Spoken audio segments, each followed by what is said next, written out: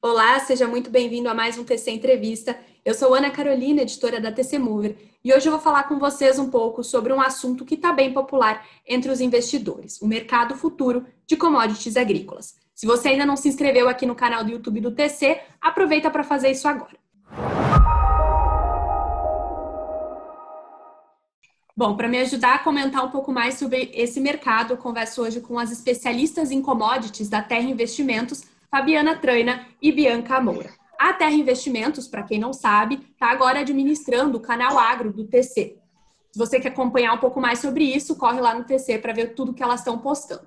Fabiana, Bianca, muito obrigada pela presença de vocês aqui hoje. Antes da gente começar, eu queria que vocês dessem uma introdução, falassem sobre a carreira de vocês, né, como vocês chegaram na Terra Investimentos e também sobre o que a Terra oferece. Olá, Ana, nós que agradecemos o convite. Eu sou a Fabiana, eu trabalho no mercado financeiro desde 2005. Eu iniciei minha trajetória trabalhando em usina de açúcar e etanol, depois fui para consultoria em gestão de risco e depois entrei no mercado de corretora. Primeiro como broker de açúcar e etanol, nesses últimos 2 anos venho também me dedicando ao mercado de café. Oi, Ana, eu sou a Bianca. Eu comecei minha trajetória na Terra Investimentos há 13 anos. E a corretora Terra Investimentos, apesar de hoje ela abranger diversos mercados, ela tem o seu DNA agro. Nós somos uma das maiores corretoras agros do mercado. Então, eu acabei me apaixonando por esse mercado e há 10 anos eu atuo na mesa de operações de mercado futuros da Terra Investimentos. Hoje nós temos uma das maiores mesas do mercado. Eu acabei me especializando nesses 10 anos no mercado de soja e milho. Legal, gente. Então, eu queria começar desde o início para o investidor que não conhece nada desse mercado. O que são commodities agrícolas, quais os contratos que são negociados na B3 e o que o investidor precisa fazer para começar a investir nisso? Commodities agrícolas são produtos que funcionam como matéria-prima. Aqui na B3 a gente pode operar soja, milho, café, boi gordo e etanol. São diversos vencimentos. Tem algumas commodities que têm todos os meses de vencimento, outras nem tanto, não todas. O primeiro passo para o investidor é abrir uma conta com a gente. Esse é o passo fundamental. O que é diferente em operar em mercado agro é que a B3 ela exige uma margem inicial para cada contrato negociado. E essa margem ela varia de contrato para contrato. Além da margem inicial, nós temos os ajustes diários. Então, a posição que o investidor abrir, ela será ajustada diariamente no preço de fechamento desse ativo. Então, é bem importante o investidor saber que ele precisa ter um fluxo de caixa, porque esses ajustes podem ser positivos, claro, mas eles também podem ser negativos. Então, quais seriam os riscos e as vantagens desse mercado? Uma das vantagens e de onde nasceu o mercado futuro foi da necessidade de produtores e consumidores se protegerem da oscilação do mercado. Então, a gente chama isso hoje de operações de hedge, onde o produtor ele consegue garantir um preço lá para o futuro. Então, isso é uma ferramenta que funciona muito bem e como esse mercado oscila, acaba chamando a atenção do especulador também, que ele acaba entrando no mercado, que é muito bom, porque ele acaba dando liquidez para o mercado também e ele acaba ganhando com essas variações no curto prazo. Diferente do investidor que faz uma operação de hedge, que tem os seus prazos para cumprir, que podem ficar para uma posição mais longa, né? E se a gente tivesse que falar de risco, é o que a Fabiana já falou, mas é uma coisa muito importante, é o investidor ter um caixa para esse ajuste diário e acompanhar o mercado, né? Porque às vezes o mercado pode ir ao contrário do que você imaginou. Então, acho que é por isso que é importante você ter assessoria de uma corretora que é focada nisso, que está sempre te atualizando das notícias do mercado, do que está influenciando as cotações do mercado, para daí, se você precisar tomar alguma decisão, você ser o mais ágil possível. E olhando agora para o cenário da pandemia, como que reagiram as exportações brasileiras? Quais as oportunidades para o mercado durante esse momento? A gente fala que o agro não parou, né? A gente pode usar a soja como exemplo, ela bateu o recorde de exportação. A gente exportou de janeiro a julho cerca de 70 milhões de toneladas. No mesmo período do ano passado, a gente tinha exportado um pouco mais de 50 milhões de toneladas. Então, isso mostrou que o mercado não parou. A gente acabou se beneficiando da guerra comercial entre Estados Unidos e China, que voltou para o radar um pouco mais forte com a questão do coronavírus. Então, a China foi uma das maiores compradoras de soja brasileira. A gente teve notícia essa semana que saiu que o Porto de Santos, que é um dos maiores portos que a gente tem aqui no Brasil, bateu recorde de exportação agora no mês de julho. Então, o mercado se movimentou bastante. Então, quando a gente fala que o mercado se movimentou bastante no mercado físico, consequentemente, eles trouxeram mais operações para o mercado futuro. Então, o mercado se movimentou bastante nesses últimos tempos, porque o agro, graças a Deus, não parou com a pandemia. Bem lembrado. E puxando um gancho nisso, né? Quais que são os outros eventos que o investidor precisa ficar atento aí nos próximos meses, no próximo semestre, em relação às commodities agrícolas? Cada commodity tem a sua particularidade, mas para operar commodities no geral, a gente tem que estar de olho na oferta e demanda. Como está a economia nos países consumidores, se tem expectativa de aumento de consumo. E nos países de origem, né, nos países produtores, nós temos que ficar sempre de olho nos fatores climáticos. Por quê? Porque eles influenciam diretamente a produção. Eles podem tanto beneficiar como prejudicar a produção daquele ano. Nos fatores de logística também, como a Bianca falou, aqui no Brasil nós não paramos. Então, o Santos está batendo recorde, ou seja, nosso escoamento continua seguindo de maneira satisfatória, né? Nós tivemos alguns países que tiveram lockdown, no Brasil isso não aconteceu. Além disso, como o Brasil é um grande exportador, a gente sempre tem que estar de olho na taxa cambial, porque isso vai fazer o produtor tomar a decisão se ele vai alocar a venda dele aqui no mercado interno ou se ele vai para o mercado externo, se ele vai exportar essa produção. Além da taxa cambial, que influencia na decisão do produtor, se ele vai alocar o produto dele aqui no mercado interno ou se ele vai colocar esse produto na exportação. Se a gente tem um mercado normal, que tem consumo mundial, que está aquecido, o produtor ele vai olhar, claro que ele tem uma série de compromissos que ele é obrigado a cumprir.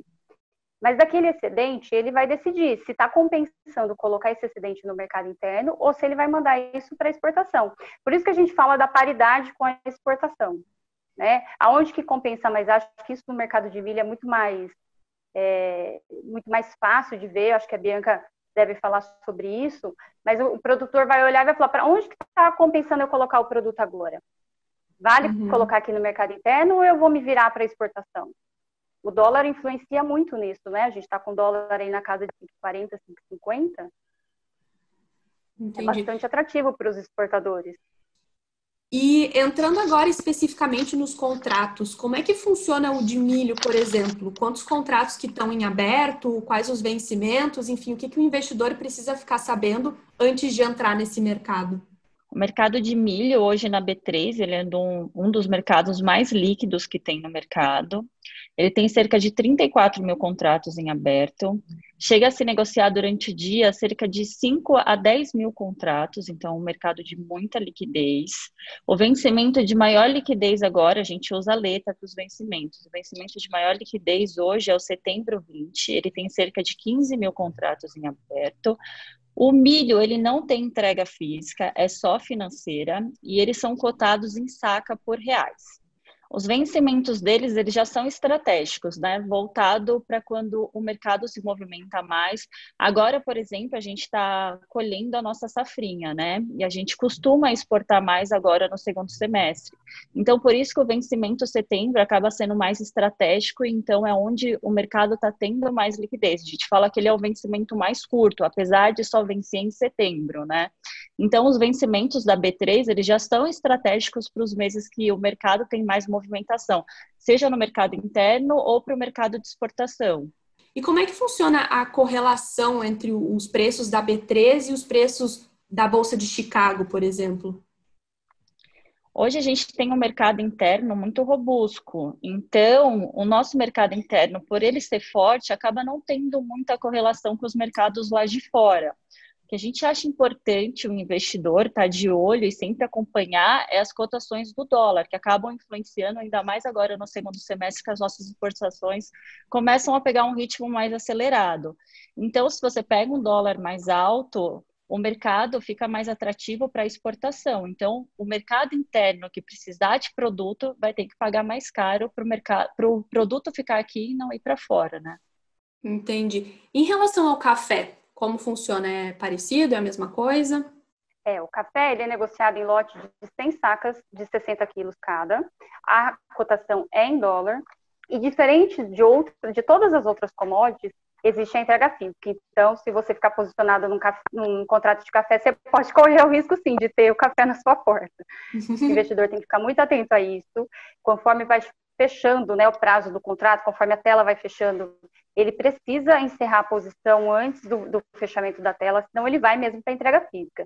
E aí são outros problemas, por exemplo, pessoa física não pode receber e nem entregar café na B3, aí você tem que indicar um outro, então a gente sempre orienta. Isso é muito importante você ter uma assessoria nesse sentido para você nunca correr esse risco, entendeu? Nós temos 3 tipos de café sendo negociados em bolsas hoje. Nós temos o café aqui na B3, nós temos um contrato de café em Nova York e temos o contrato de café em Londres. O contrato de café da B3 e de Nova York é o café arábica. Apesar deles serem diferentes em quantidade de contrato, né, em tamanho de contrato e em qualidade final, classificação final, eles estão muito relacionados. Então, o investidor sempre tem que estar de olho no que está acontecendo nas cotações lá fora para saber como vai abrir a B3. Por que eu estou dizendo isso? Porque o mercado lá fora não é o mesmo horário da B3. Na B3 a gente trabalha das 9 às 6 e lá fora, dependendo do fuso, né? Mas hoje o café abre às 5h15 da manhã. Se você começa a acompanhar o café às 5h15 da manhã, você vê uma tendência, você já sabe como ele vai abrir aqui. É muito difícil a gente ver os mercados indo em posições diferentes. Qual seria um elemento que poderia fazer com que os dois mercados fossem para caminhos diferentes? Eu acho que... Olha, não sei te dizer. Eu nunca acontece, né? Nunca acontece. Que engraçado, né? Será que alguma coisa assim relacionada a... Bom, não sei, mas aí seria muito extremo, né? Como o Brasil é o maior... de safra. Então, mas como o Brasil é o maior exportador de café, se você tem uma quebra de safra aqui, qualquer coisa que aconteça na produção do Brasil, ela reflete na hora na cotação em Nova York. Ah, entendi. É meio que do contrário, então, né? Que a gente está tão acostumado a refletir o que acontece lá fora com outros produtos financeiros que quando isso acontece o contrário é engraçado. O Brasil é o maior exportador, maior produtor e maior exportador de café. Então, é a gente que coloca ali a tendência do que está acontecendo na safra, de condições climáticas, do que a gente tem de previsão. Somos nós que mandamos, digamos assim, né? Que então, legal. Isso é... Claro, porque a Colômbia é um produtor de café e de boa qualidade, mas o que sai de notícia aqui do Brasil em questão de origem, né? Porque daí a gente também tem que se preocupar com a parte dos países consumidores, por exemplo, as cafeterias fechadas. Isso não trouxe retração no consumo como um todo, mas ele trouxe uma troca da maneira de consumir café. Porque se você não tem a cafeteria aberta, você vai consumir mais café na sua casa. Então, você teve uma migração dessa demanda, né? Eu perdi, talvez, uma demanda ali nos cafés especiais, mas eu aumentei a demanda do café do dia a dia, que é aquele que você prepara na sua casa. Que interessante. E teve a gente consegue dizer, assim, se teve um aumento substancioso do número bruto que foi exportado, ou com essa mudança aí meio que parece que equilibrou, né? Por mais que você não tenha as cafeterias, você não tenha mais... Você não teve perda de consumo. No café, nós não tivemos perda de consumo, né? A grande expectativa era que a demanda esse ano ficasse estável, sem crescimento. Hoje a gente já vê algumas casas de projeções estimando uma elevação no consumo. Isso é fantástico, é o que você falou lá no começo, é o que a Bianca falou, o agro não parou. O agro não parou, exatamente. Tudo parou, mas o agro continua. As pessoas continuam consumindo, né? É diferente, por exemplo, do etanol. O etanol, que é uma commodity que é negociada na B3, que durante a pandemia você teve uma queda brusca no consumo. Agora, diferentes milho, soja, tudo em valores expressivos, né? Café com demanda pungente, boi gordo também. O agro não parou. Bom, gente, para finalizar, uma última pergunta que está bem em alta, né? O Brasil está aí entrando cada vez mais no radar internacional sobre questões ambientais e tudo mais. O que muda para o mercado de commodities agrícolas em relação a isso? Nós estamos, sim, no radar internacional. O Departamento de Promoção do Agronegócio tem trabalhado muito de perto com as entidades do setor para mostrar, para provar que o agro brasileiro é sustentável. Você tem no mercado já uma série de certificações que vão desde o quesito ambiental até o social. Essas certificações, elas trazem a garantia de que a produção é sustentável e elas também agregam valor ao produto. Então, se você pegar um produto exportado hoje sem uma certificação, ele tem um preço, com a certificação ele vai ter um prêmio. O produtor acaba se beneficiando das duas maneiras, porque ele mostra, né, ele comprova que a produção dele é sustentável e essa certificação ainda agrega valor ao produto dele. Gente, antes da gente fechar, se vocês pudessem dar assim, uma dica final para o investidor de primeira viagem, né, que nunca entrou nesse mercado, ele está ali um pouco ainda em dúvida se ele entra ou não. Enfim, o que vocês falariam para essa pessoa que está pensando em entrar agora? Eu acho que o mais importante é ele ter uma assessoria, uma mesa voltada para esse mercado, para o mercado agro, para ajudar ele na tomada de decisão, uma mesa ágil que mantenha ele bem informado. O canal do TC, a gente está lá sempre enchendo de informações para ajudar o investidor na tomada de decisão. E acompanhar o mercado, ficar de olho, abrir esse horizonte, né? É muito diferente de você operar no mercado de ações, que você precisa acompanhar o balanço daquela companhia. Tem que abrir o olhar todo o entorno, olhar o que está acontecendo no mundo. Às vezes você vem ali numa toada correta, vem uma sanção econômica em algum país e desmonta todo o argumento que você tinha feito. Tem que ser ágil, como a Bianca falou. O investidor não pode ter medo de entrar no mercado e pensar, eu entrei e agora? Pode sair a qualquer momento, pode colocar alguns mecanismos de stop também para limitar o seu risco. Nós estamos prontos para ajudar. Que legal.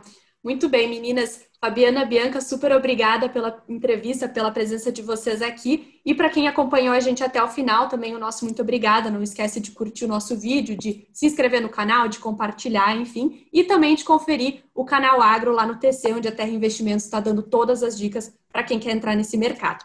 Muito obrigada pela presença de todo mundo e até a próxima.